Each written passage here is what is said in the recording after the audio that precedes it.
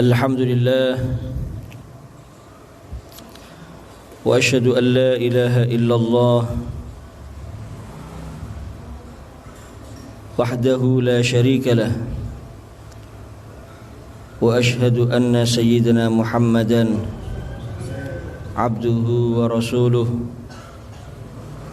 Allahumma salli wa sallim wa barik wa karim ala khairi khalqillah wa akrami khalqillah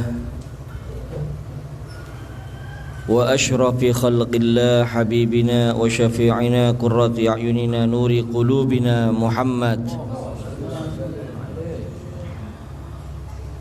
ibni Abdillah wa ala alihi wa ashabihi wa tabi'ina wa man tabi'ahum bi ihsan min yaumina hadha ila yaumi liqa'illah, amma ba'd.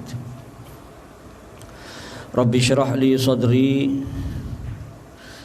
wa yassir li amri wahlul 'uqdatam min lisani yafqahu qawli. Hadirin yang dirahmati Allah Subhanahu wa taala, alhamdulillah. Pertama-tama kita panjatkan rasa syukur kehadirat Allah Subhanahu wa taala. Pagi hari ini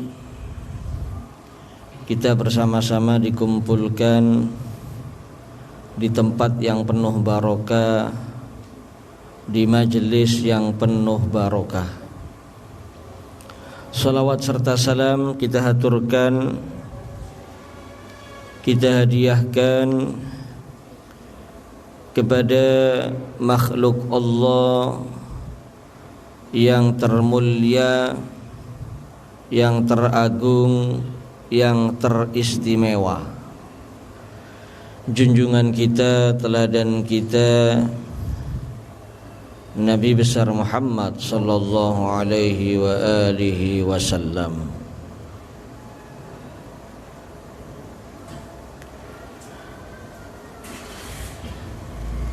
Hadirin yang saya hormati dan saya muliakan,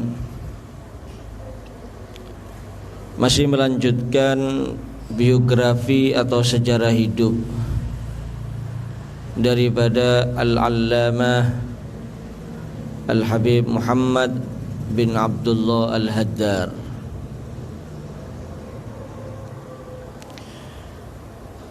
Tariqatuhu fil wa'dhi wat tawjih. Metode beliau di dalam memberikan mau'idhah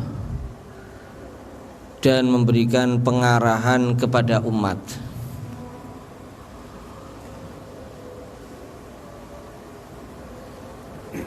Di pertemuan yang lalu dijelaskan para hadirin bahwasanya Al-Habib Muhammad bin Abdullah Al-Haddar ini mulai sejak muda beliau menghabiskan waktunya untuk berdakwah kepada Allah Subhanahu wa taala. Bahkan tempat-tempat yang terpencil, pelosok-pelosok desa yang sulit untuk dimasuki, beliau sudah masuk ke tempat tersebut. Sehingga santri-santri yang setelahnya beliau sudah tidak berdakwah lagi ke tempat itu, kalau datang ke satu tempat yang dengan kendaraan saja sulit, itu masyarakat di situ cerita kalau dahulu beliau ini Al-Habib Muhammad bin Abdullah Al-Haddar telah datang ke tempat tersebut dengan berjalan kaki. Dari sangat luar biasanya beliau di dalam berdakwah menebarkan kebaikan untuk umat. Cuma beliau dalam dakwanya bukan asal-asalan, karena uslubud dakwah itu juga penting. Orang berdakwah itu juga harus perlu pakai cara, pakai metode yang terbaik yang diajarkan oleh Nabi Muhammad sallallahu alaihi wa alihi wasallam. Disebutkan kana rahimahullah fi da'watihi yasubbu kullah timamihi nahwar ruju'i ilallah wal khawfi minhu wat tanwi bi ala'i wa ni'amih. dalam beliau memberikan mau'idhah, nasihat kepada umat, itu kebanyakan perhatian beliau intinya mengajak manusia untuk kembali kepada Allah Subhanahu wa ta'ala, takut kepada Allah, dan juga mengingatkan kepada mereka tanda-tanda kebesaran Allah dan nikmat-nikmat Allah Subhanahu wa ta'ala. Kemudian juga wa yuhadzir kullat tahdzir, memberikan peringatan yang sangat keras daripada minal ma'asi wal muharramat, dari perbuatan maksiat dan perbuatan yang diharamkan oleh Allah Subhanahu wa ta'ala. Jadi pembahasannya itu fokus para hadirin, nggak kemana-mana. Intinya pokoknya ngajak manusia, ngajak umat untuk taqarrub kepada Allah, dekat kepada Allah, kembali kepada Allah, takut kepada Allah, mengagungkan Allah dengan menyampaikan kepada mereka tanda-tanda kebesaran Allah, nikmat-nikmatnya Allah, juga mengingatkan mereka dari bahayanya dosa dan maksiat. Dan seperti inilah mestinya orang berdakwah. Lek zaman sakmangkin nak sepuntene sing kadang-kadang Maulud Nabi bahas duduk ceritane Kanjeng Nabi, ngalor ngidul ndak karuan nggih. Apa maneh kadang-kadang lek pun urusan politik nggih, wayahe kampanye, Masya Allah, kadang-kadang duduk mau itu akhir isine kampanye, kadang-kadang mengajak manusia kepada hal-hal yang sifatnya duniawi, akhirnya itu yang terjadi zaman sekarang. Kemudian zaman sekarang ini kadang-kadang penyakitnya orang kalau berdakwah itu harus dia itu bisa ngelucu. Jadi kayak pelawak ngono, lek gak lucu gak payu. Lah ngoten zaman sak mangkene. Utawa lek gak lucu sing ngrungokno males, lemes. Diwara gak enak iki rek mau idone rek. Apa-apa lek gak lucu. Dadi lek gak lucu gak enak. Sehingga ndak sedikit kadang-kadang zaman sekarang iki mulai awal mauidho sampai akhir mauidho cekikian tok isine. Loh, bukan mauidho itu akhirnya namanya. Mauidho itu kan mengingatkan orang agar dia berubah, yang maksiat tobat, sing males ibadah cakang ibadah. Yang keluar dari rilnya Nabi Muhammad kembali ke rilnya Nabi Muhammad, berjalan lurus. Ya ini sudah menjadi kebiasaan. Akhirnya agak berat juga zaman sekarang ini, repot. Dikei kenceng tok turu ngorok ngiler.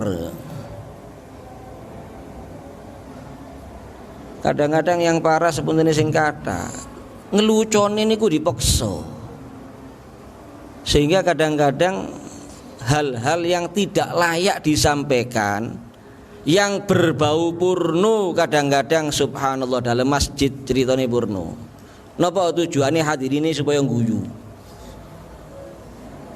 Lho ini kata sing kaya ngoten iki zaman sak mangkin. Padahal kalau kita lihat mereka Masya Allah tidak terpengaruh dengan itu, karena memang tujuan mereka ikhlas, ngajak manusia itu kembali kepada Allah, badiwara enak, badiwara gak enak, diundang maneh gak diundang maneh.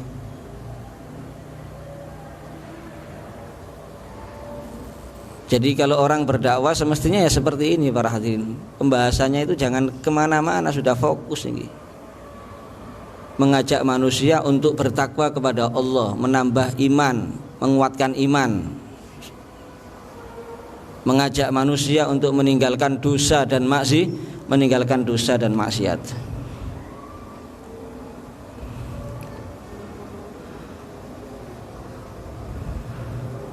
Sehingga dari sangat luar biasanya beliau, lek pun cerita ngilingaken maksiat, ngilingaken menungso agar mereka berhati-hati daripada maksiat dan azab serta bahayanya orang yang bermaksiat kepada Allah.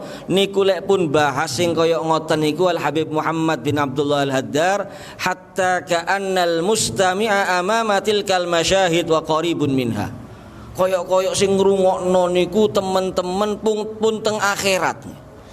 Koyok-koyok sing ngrungokno niku teman-teman pun teng kuburan. Koyok-koyok sing ngrungokno niku koyok-koyok pun ningalin rokok kali swarga para hadirin. Saking luar biasanya penyampaian beliau dalam hal-hal yang semacam itu. Dan sebetulnya ketika orang itu berdakwah, walaupun dengan metode yang terbaik pun, maka semuanya itu kembalinya intinya tidak diragukan lagi, yaitu dengan keikhlasan hati.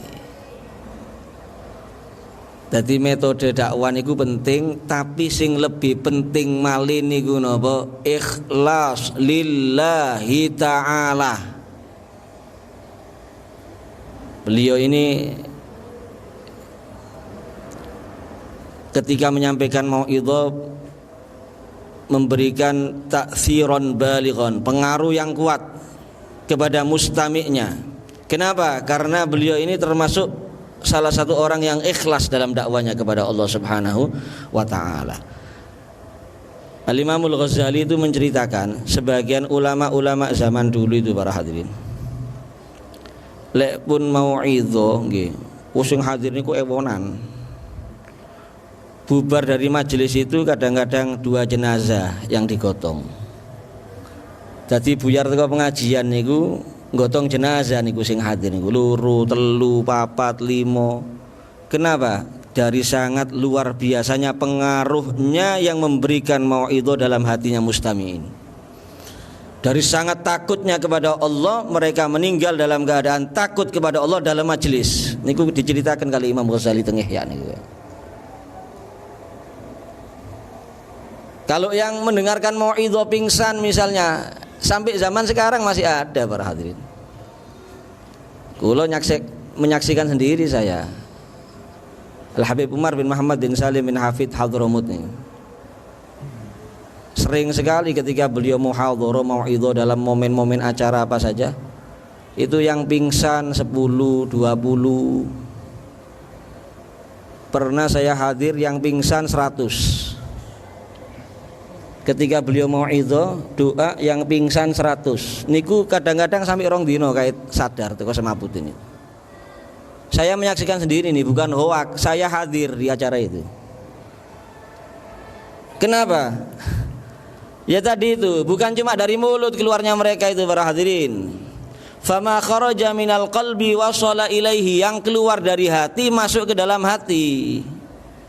Wa ma kharaja minal lisan la yujawizul adzan. Kalau yang keluarnya cuma dari lisan ya tidak melewati telinga, cuma antara masuk telinga kanan keluar telinga kiri lah, gampang-gampangannya gitu aja. Enggak masuk ke hati. Cukup di telinga sudah, enggak ngelewati telinga lagi sudah, berhenti di telinga saja, dirungokno tok. Ati ini mboten terpengaruh. Niku lek keluar, kalau keluar dari lisan.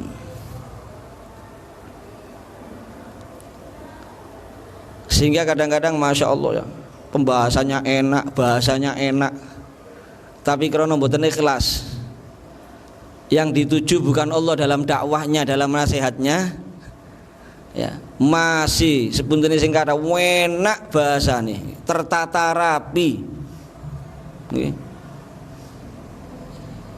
pengaruhnya nggak ada. Naro anna kalimatahu tasqutu hamidatan dzabilah. Kalimat-kalimat yang keluar dari mulutnya orang tersebut karena nggak ikhlas, tujuannya kepingin dilemenungso, waduh rek mau itu nih enak, ceramah nih enak, pidato nih enak, hebat, luar biasa, kepingin dilemenungso, cari pujian, cari sanjungan, cari nama, tidak ikhlas, bukan tujuannya untuk mendekatkan manusia kepada Allah, cari ridhonya Allah, bukan. Maka walaupun seindah apapun kata-kata yang dirangkai, naro anna kalimatahu tasqutu hamidatan dzabilah. Kalimat-kalimat yang keluar dari mulutnya seakan-akan bunga yang kering, yang layu, yang runtuh dari tangkainya, koyok kembang sing logrok. Mboten enten pengaruh nih para hadirin.